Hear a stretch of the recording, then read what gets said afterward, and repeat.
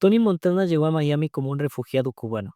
Lo que siguió fue un ascenso brutal en el mundo, un camino marcado por la violencia, la traición y una sed insaciable de poder. Pero detrás de cada decisión y cada acto de rebeldía hay una historia más profunda. La de un hombre que luchó por sobrevivir en un mundo que lo empujó a los límites de su moralidad. Te recomiendo quedarte hasta el final y no perderte ningún detalle. Dicho eso, vamos con el análisis. Tony Montana y Manny llegan a Florida como refugiados cubanos. En el interrogatorio, las autoridades estadounidenses los tratan con desconfianza, destacando su historial delictivo en Cuba. Tony responde con actitud desafiante y sarcasmo. Finalmente, son enviados a un campamento de refugiados, un espacio caótico y precario. Durante el interrogatorio, Tony se muestra rebelde hacia las autoridades. Esta actitud se podría manifestar porque, por lo general, los comportamientos se aprenden mediante la observación e imitación de modelos, especialmente cuando estos son percibidos como exitosos. Tony, que creció en un ambiente violento en Cuba, seguramente internalizó la agresión como herramienta de supervivencia, es decir, puede que su rechazo por las figuras de autoridad esté reflejando un aprendizaje previo, donde la resistencia al poder era un indicador de respeto o supervivencia. Cuando el oficial menciona su pasado criminal, Tony le dice, en Cuba, eso me hacía un patriota. Aquí justifica su comportamiento delictivo como una respuesta válida a un sistema opresivo, normalizando la transgresión como una identidad. Enseguida, Omar Suárez, un intermediario ofrece a Tony Montana y a Manny la oportunidad de obtener su ciudadanía estadounidense a cambio de Emilio Revenga, un exfuncionario del gobierno cubano que se encuentra en el mismo campamento de refugiados.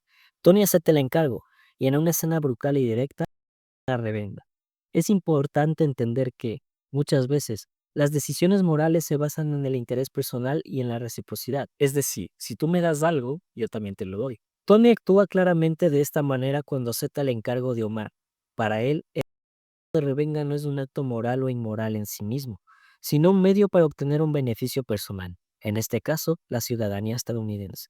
Tony no cuestiona la moralidad de revenga, su enfoque está en el intercambio pragmático. ¿Y qué obtengo yo a cambio? Esto refleja una moralidad egocéntrica, donde el valor de una acción se mide por sus consecuencias inmediatas para sí mismo. Tony tampoco muestra indicios de operar en niveles superiores de moralidad, donde se consideran las normas sociales. Para él, el acto es simplemente una transacción, lo que puede sugerir un estancamiento en una etapa temprana del desarrollo moral.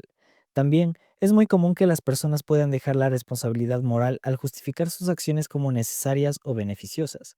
En este caso, la justificación de revenga, se lo justifica como un medio para alcanzar un fin mayor, obtener la ciudadanía y por ende una vida mejor en Estados Unidos.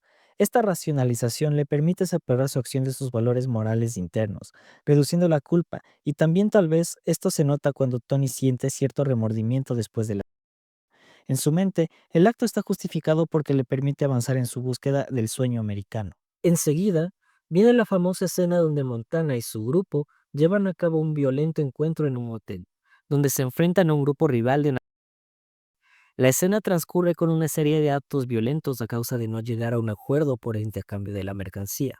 Esta experiencia pudo haber marcado un punto de inflexión en la vida de Tony, exponiéndolo a un nivel de violencia que lo traumatiza, pero también lo endurece. A este proceso se lo suele llamar desensibilización, donde las personas se vuelven menos reactivas emocionalmente ante actos violentos después de una exposición repetida. Aunque esta es la primera vez que Tony participa en un acto de violencia tan extrema dentro de la película, la escena marca el inicio de su desensibilización. A partir de este punto, la violencia se convierte en una parte que normaliza su vida. A pesar del impacto inicial, Tony no se detiene ni cuestiona sus acciones. En cambio, sigue adelante, lo que sugiere que está comenzando a aceptar la violencia como una parte inevitable para su ascenso dentro de su contexto. Poco a poco, Tony comienza a consolidarse y es ahí donde conoce a Elvira, la novia de Frank López, y queda inmediatamente fascinado por él. La atracción de Tony no es solo física, sino también simbólica. Elvira representa el estatus, el lujo y el poder que él anhela. Su mirada y sus palabras en estas interacciones están llenas de autoconfianza y de una creciente sensación de grandiosidad. La fascinación inmediata hacia Elvira y el deseo de conquistarla pueden interpretarse como una búsqueda de admiración y conformación por su propio valor. Cada interacción se carga de una energía que busca reforzar su autoimagen de elegido o único, lo que es característico de narcisista. A medida que Tony gana confianza, empieza a desobedecer las órdenes de Frank López, intentando negociar sus propios tratos. Este comportamiento se ve claramente en su iniciativa de contactar y negociar directamente con Alejandro Sosa, un poderoso internacional. Durante estas interacciones, Tony exhibe una postura desafiante y ambiciosa, convencido de que es el único capaz de manejar las situaciones y de que su visión es superior a la de sus superiores. Su decisión de negociar directamente con Sosa, desafiando las normas establecidas por Flan, es una manifestación de esa autopercepción grandiosa. Él se ve a sí mismo no solo como un jugador más, sino como la figura central que debe dirigir el destino del negocio. Es en este punto donde Tony se encuentra en una situación en la que las órdenes de Frank López empiezan a sentirse restrictivas.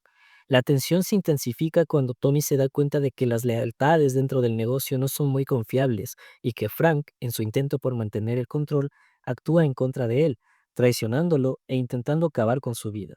Frente a esto, Tony toma la decisión de eliminar a Frank López, no solo como represalia, sino para consolidar su posición en el mundo.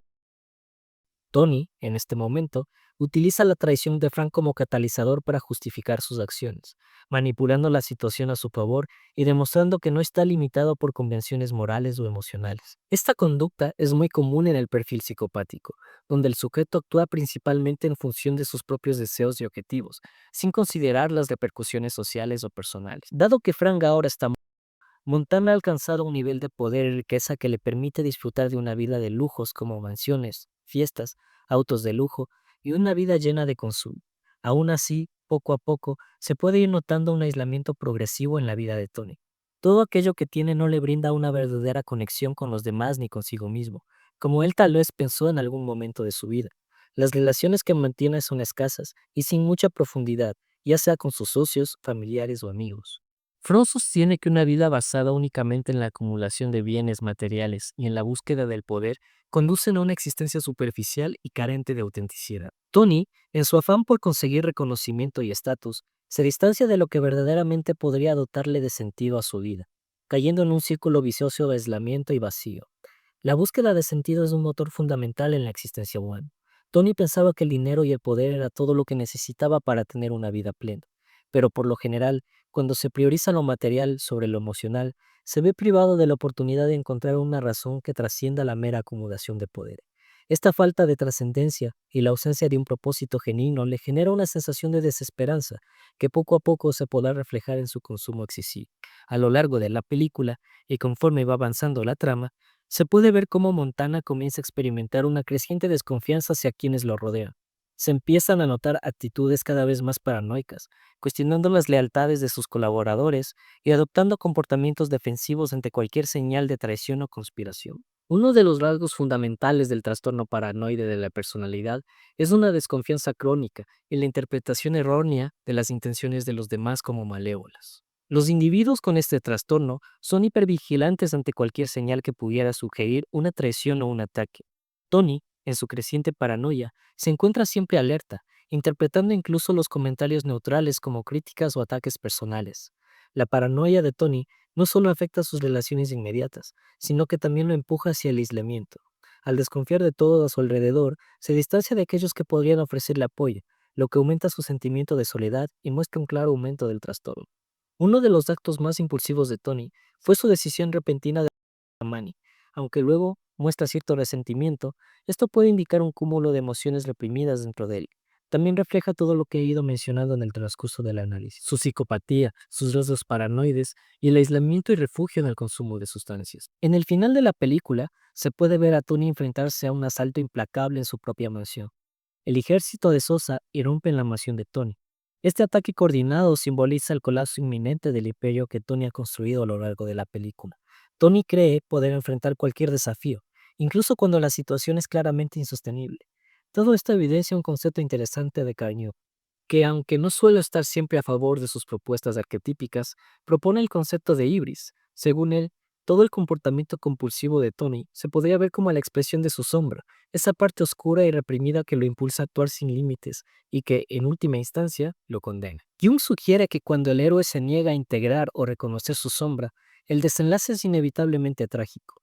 En la escena final, el rechazo de Tony a reconocer su vulnerabilidad y sus errores se transforman en la semilla de su caída y en su final. Y bueno, para cerrar este análisis, Scarface o Cara Cortada nos invita a reflexionar sobre el precio del poder y la ambición desmedida. Su historia no solo es un relato de violencia y excesos, sino también una advertencia en la que quizás, en última instancia, el verdadero desafío radica en encontrar un camino menos material y más trascendental. Y bueno, eso es todo por hoy. Si te gustó el video, me ayudarías muchísimo dando like y suscribiéndote al canal. Si quieres que analice otra película o algún personaje en particular, déjamelo saber en los comentarios. También te invito a compartir tu opinión sobre lo que discutimos hoy. Me encantaría leerte. Cuídate y hasta la próxima.